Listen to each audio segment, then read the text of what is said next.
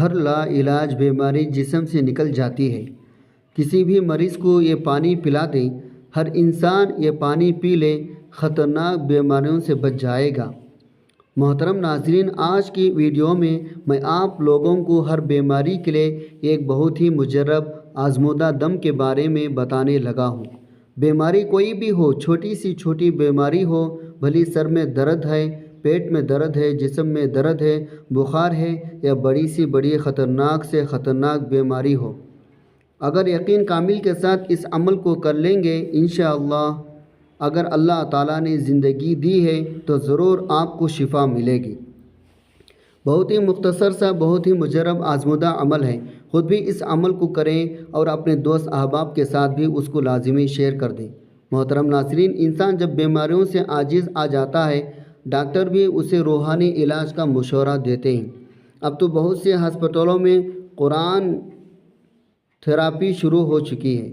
کئی بار لوگوں کو اللہ کے کلام سے شفا پاتے دیکھا اور سنا ہے۔ جن کا اب عقیدہ ہے جو کام ادویات نہیں کر سکتے، وہ اللہ کا کلام سب سے بہتر کرتا ہے۔ یہ سب سے بہترین اور افضل علاج ہے جس میں شفائے کاملہ موجود ہے۔ قرآن پاک خود مریض کو پڑھنا چاہیے۔ جدید ریسرچ سے ثابت ہوا، مریض پر سب سے زیادہ اثر خود اس کے اپنے آواز کا ہوتا ہے۔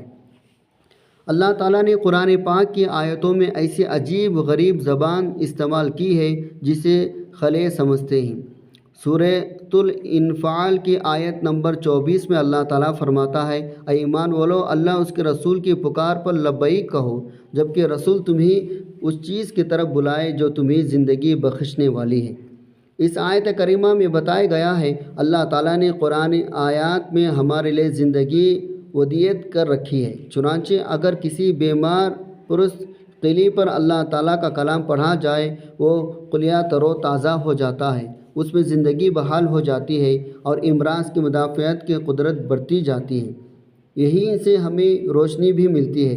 مخصوص امراض پر مخصوص قرآن آیات پڑھ کر پھونکنے سے اللہ تعالیٰ کے فضل کرم کی بدولت شفا ملتی ہے۔ یہ بات تردد کے ادنیٰ خوف کے بغیر پورے وثوق سے کہی جا سکتی ہے۔ قرآن پاک میں تمام امراض کے لیے شفا ہے، یہ امراض ذہنی ہو یا جسمانی ہو یا جادو ٹونی وغیرہ کا نتیجہ ہو، شفا کے لیے ضروری ہے مریض کا پختہ عقیدہ بھی یہی ہو۔ قرآن آیت کے پھونکنے سے اسے مرض سے نجات مل جائے گی۔ وجہ یہی ہے، صحیح عقیدہ اگر 100% نہیں تو 50% علاج ضرور ہوگا۔ اللہ تعالیٰ نے قرآن پاک کی ہر آیت میں مرض پر اثر انداز ہونے والی خفیہ زبان ودیعت کر رکھی ہے، جسے پڑھ کر پھونکنے سے مرض چلا جاتا ہے۔ یہ الگ بات ہے ہمیں شفا کا باعث بننے والے اس زبان کا علم نہیں جسے اللہ تعالیٰ قرآن پاک میں سموئے ہوئے ہے۔ ہمیں قرآن آیت پڑھنے کے سلسلے میں محنت کرتے رہنا ہے۔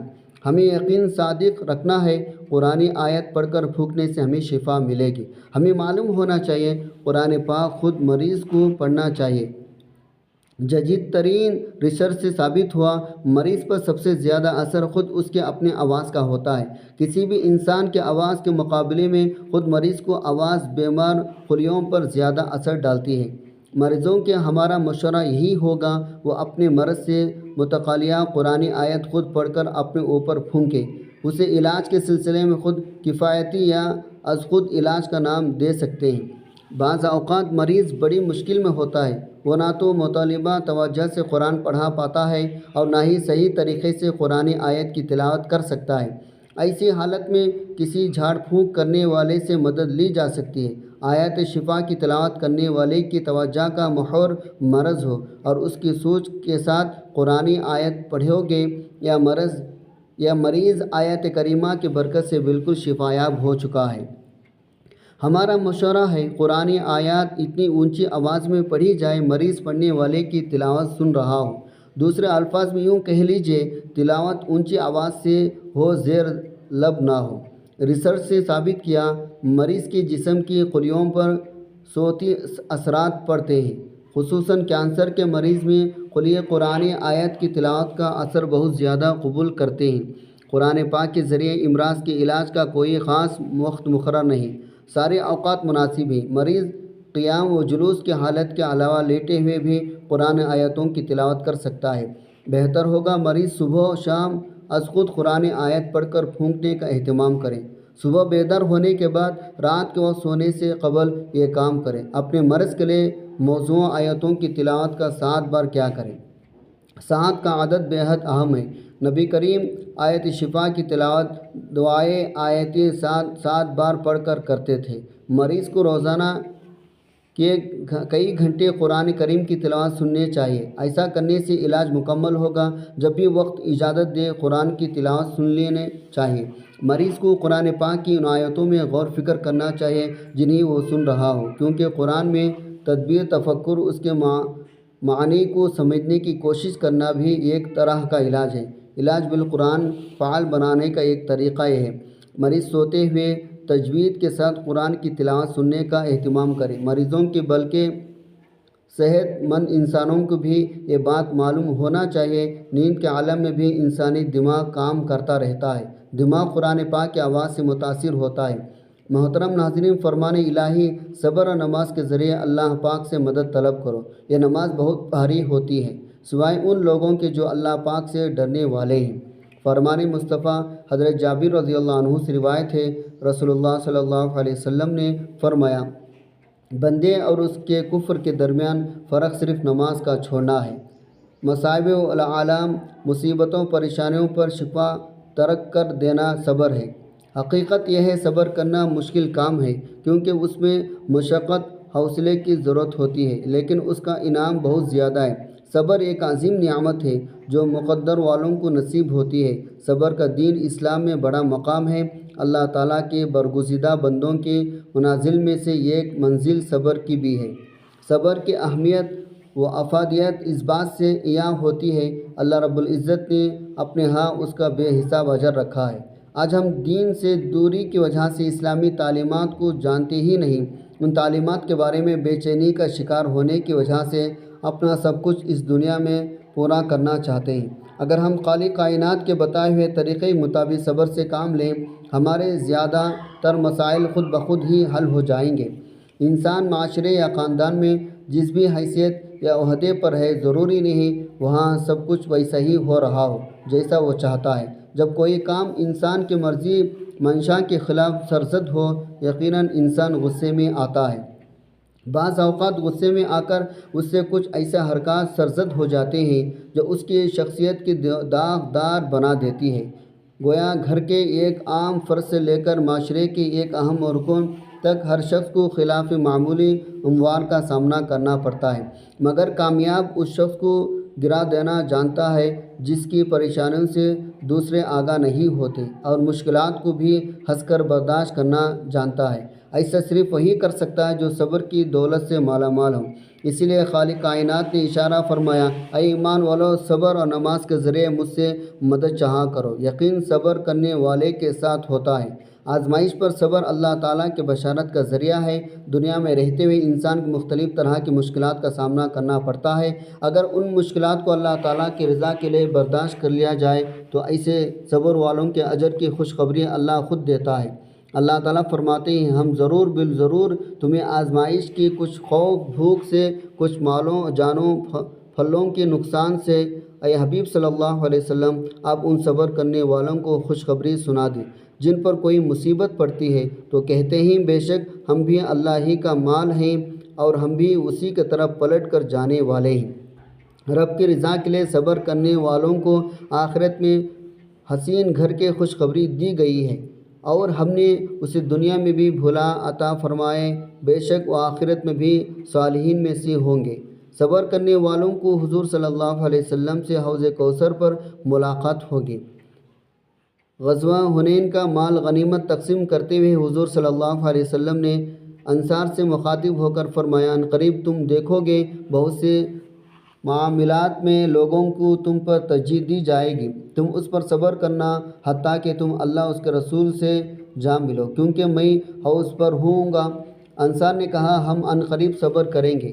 حضرت عبداللہ بن عمرو بن عاص رضی اللہ عنہ روایت کرتے ہیں، نبی صلی اللہ علیہ وسلم نے فرمایا، قیامت والے دن جب اللہ تعالیٰ تمام مخلوق کو اکٹھا کرے گا، پکارنے والا پکارے گا، صبر کرنے والے کہاں ہیں؟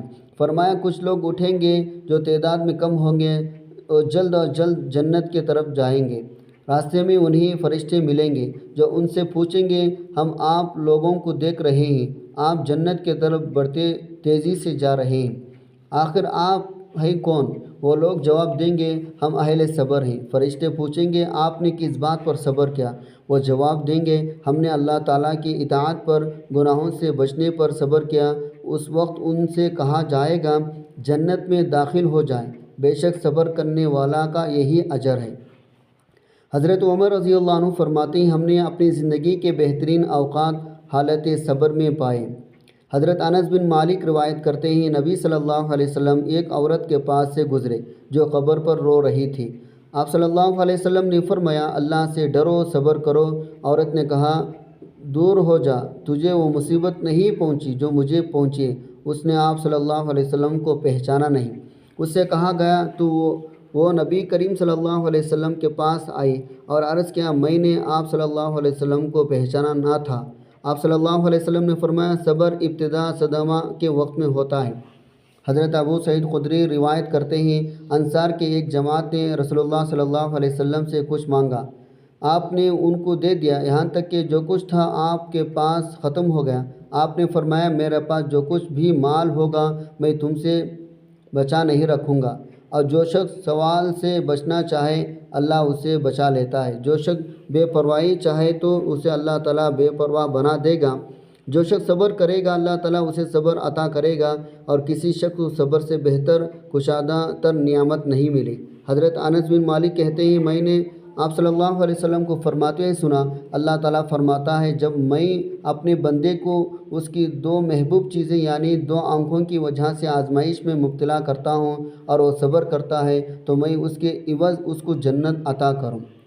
دنیا دارالامتحان ہے، یہاں قدم قدم پر آزمائشیں ہیں، ان آزمائشوں کے ساتھ ایک مومن کو زندگی گزارنا ہے۔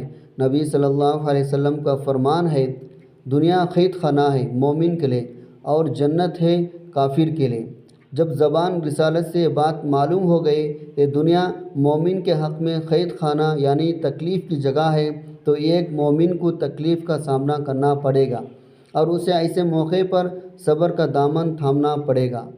مومن کو پہچاننے والی تکلیف کسی بھی قسم کی ہو سکتی ہے۔ اللہ کسی مومن کو مال میں آزمائے گا، کسی کو اولاد میں آزمائے گا، کسی کو جسمانی میں طور پر آزمائے گا، یعنی مومن کا سامنا فقر، بے چینی، خوف، بیماری، مشغولیت، ناکامی وغیرہ سے ہو سکتا ہے، لیکن مومن ان مسائل مشکلات سے ہرگز نہیں گھبراتا ہے، نہ وہ جزا فضا کرتا ہے، نہ بے صبری کا مظاہرہ کر کے مایوسی غلط روائی کا شکار ہو جاتا ہے، بلکہ صبر کا پہاڑ بن کر بڑی سے بڑی مصیبت کا مقابلہ کرتا ہے۔ یہ جان لیں مصیبت تقدیر کا حصہ ہے۔ ہمارے عقیدے میں اچھی بری تقدیر پر ایمان لانا شامل ہے۔ پریشانی اللہ کی طرف سے آتی ہے، اس کو وہی دور کر سکتا ہے، لہٰذا مصیبت کے وقت ہم اللہ کی طرف رجوع کریں گے، اسی سے مدد مانگیں گے۔ کسی پر پریشانی کا مطلب یہ نہیں ہے وہ واقعی برا آدمی ہے، بلکہ اللہ کسی کو پریشانی مبتلا کر کے اس کے ساتھ بہتری کا معاملہ کرتا ہے۔ نبی صلی اللہ علیہ وسلم فرمایا جس کا ترجمہ اللہ تعالیٰ جس کے ساتھ خیر و برکت کا ارادہ کرتا ہے اسے مصائب میں مبتلا کر دیتا ہے۔ اس لیے جس کسی مسلمان کے ساتھ آزمائش ہو اس کی خوش ہونا چاہیے، اللہ اس کو اونچا اٹھا رہا ہے۔ نیز ہمیں یہ بھی معلوم ہوتا ہے کسی مصیبت زدہ کو دیکھ کر بدگمان ہونا، اس کا مذاق اڑانا، لوگوں میں اس کی مصیبت کا ذکر کر کے اس کی عزت اچھالنا ایک اچھے مسلمان کی علامت نہیں ہے۔ اسی طرح مصیبت کے وقت اول حلیہ میں صبر کرنے کے ساتھ رونے دھونے، شکوہ شکایت سے پرہیز کرنا چاہیے۔ ابو درداء رضی اللہ عنہ بیان کرتے ہیں ابو موسیٰ اشعری نے بیمار پڑے، ایسے ان پر غشی طاری تھی، ان کا سر ان کے ایک بیوی ام عبداللہ بنت ابی رومایہ کے گود میں تھا اور ایک زور کی چیخ مار کر رونے لگی۔ ابو موسیٰ اشعری نے اس وقت کچھ بول نہ سکے، لیکن جب ان کو ہوش ہوا تو انہوں نے فرمایا میں بھی اس کام میں بیزار ہوں جس سے رسول اللہ صلی اللہ علیہ وسلم نے بیزاری کا اظہار فرمایا۔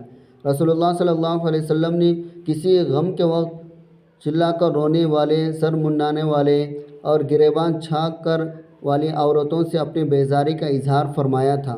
اس واقعے سے عبرت حاصل کریں۔ ایک صحابی انتہا تکلیف میں صبر ضبط سے کام لے رہے، بیوی کو ایسے عالم میں خود ہی فرمان رسول سنا رہے تاکہ وہ بھی شوہر کی طرح حکم رسول پر عمل کرے۔ مصیبت پریشانی آنے کی دو وجوہات ہیں۔ ایک وجہ انسان کی خود کی غلطی ہے جس کی برداشت میں اللہ بطور سزا مصیبت بھیجتا ہے، دوسری وجہ آزمائش ہے، لیکن اللہ تعالیٰ بندوں کی مقام مرتبہ بلند کرنے اور انعام اکرام کے طور پر انسان پر مصیبت نازل کرتا ہے۔ اللہ تعالیٰ کا فرمان ہے، تمہیں جو کچھ مصیبتیں پہنچتی ہیں وہ تمہارے اپنے ہاتھوں کی کرتوتوں کا بدلہ ہے، اور وہ تو بہت ہی باتوں سے درگزر فرما دیتا ہے۔ اللہ تعالیٰ کا فرمان ہے، اور ہم کسی نہ کسی طرح تمہاری آزمائش ضرور کریں گے، دشمن کے ڈر سے، بھوک پیاس سے، مال و جان پھلوں کی کمی سے۔ ان صبر کرنے والوں کو خوشخبری دی دیجیے، مصیبت چاہے برے اعمال کے نتیجے میں ہو یا بطور آزمائش ہو، انسان اس حال میں صبر کرتا ہے، اللہ کی طرف رجوع کر کے اس سے نجات کا سوال کرتا ہے، اس کے لیے خیر ہی خیر ہے، کیونکہ مومن کو لاحق ہونے والے کسی بھی پریشانی پر صبر کرنے کا بدلہ ہے، گناہوں کی مغفرت، درجات کی بلندی، بلا اسباب اجر، حتیٰ کہ صبر کا سب سے بڑا بدلہ جنت کا اصول ہے۔ جب مومن تکلیف پر صبر کے فوائد کو سامنے رکھے گا، تکلیف پر صبر بھی ہو جائے گا، تکلیف ہیچ نظر آئے گی۔ محترم ناظرین، کوئی بھی شخص کسی بھی قسم کی بیماری میں، ہمارا بھائی ہے، بہن ہے، بزرگ ہے، لڑکا ہے، لڑکی ہے، بچہ ہے، کوئی بھی ہے، اگر کسی بھی چھوٹی یا بڑی بیماری میں مبتلا ہے تو اس کو چاہیے سارا دن میں اول آخر 3 بار درود شریف پڑھیں۔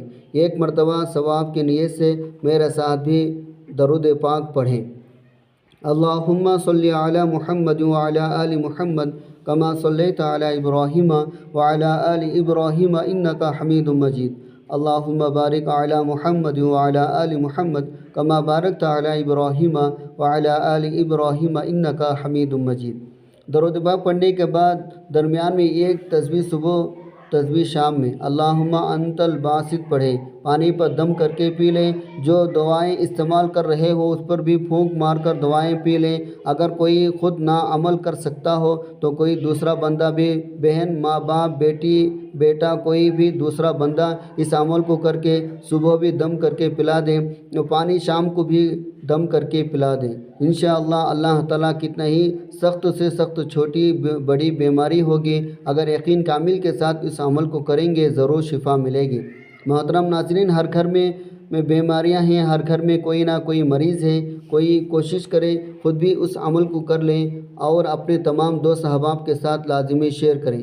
اے اللہ تعالیٰ ساری کائنات کے شہنشاہ، اے ساری مخلوق کے پالنے والے، اے زندگی موت کا فیصلہ کرنے والے، اے آسمانوں زمینوں کے مالک، اے پہاڑوں اور سمندروں کے مالک، اے انسانوں جناتوں کے معبود، اے عرش عظیم کے مالک، اے فرشتوں کے معبود، اے عزت ذلت کے مالک، اے بیماروں کو شفا دینے والے، اے بادشاہوں کے بادشاہ، اے اللہ ہم تیری گنہگار بندے ہیں، تیرے خطا کار بندے ہیں، ہمارے گناہوں کو معاف فرما، ہمارے خطاؤں کو معاف فرما۔ اے اللہ ہم اپنے اگلے پچھلے صغیرہ کبیرہ سبھی گناہ خطاؤں نافرمانیوں کی معافی مانگتے ہیں۔